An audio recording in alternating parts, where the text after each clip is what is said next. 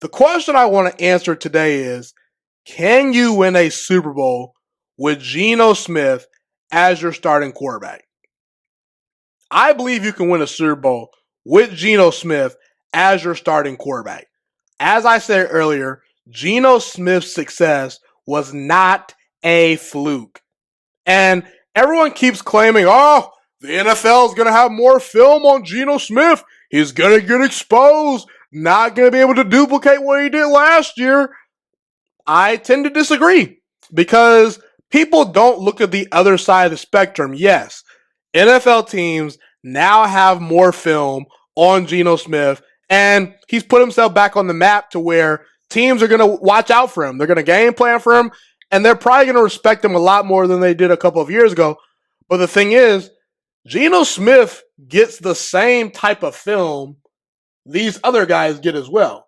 Who's to say that Geno Smith getting more experience going into his second season in the same offense, having another weapon at his disposal that the Seattle Seahawks drafted in Jackson Smith-Njigba, being in that system for another year, getting more camaraderie with his offensive line.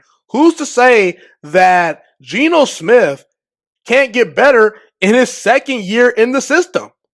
I think that we have to give Geno Smith the benefit of the doubt, just like we're giving the opposing defensive coordinators the benefit of the doubt that might be facing him eventually. And listen, people, this is not a Jimmy Garoppolo and Jared Goff situation. Two quarterbacks that were able to win a lot of games, for their respective teams in the NFC West a couple of years ago. Jared Goff got to a Super Bowl. Jimmy Garoppolo got to a Super Bowl. But they were just along for the ride. They were not the driving forces for their team. That team was led by the run game and the defense. And Sean McVay and Kyle Shanahan were holding the hands of their quarterbacks all the way through. I saw Pete Carroll literally give Geno Smith the keys to the car, and he told Geno Smith, let's go out here and let's crank this thing up to 70, 80, 90, maybe even 100 miles an hour if we need to. Because guess what, Geno Smith? I trust you, and you're talented enough to make plays.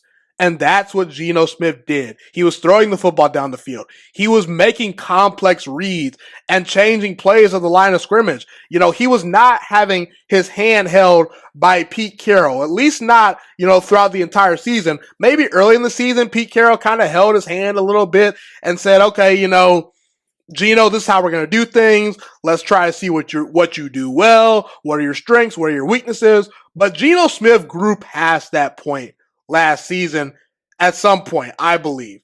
And let's not forget, Tom Brady, doubted at Michigan, doubted once he got to the NFL, was not a first-round pick.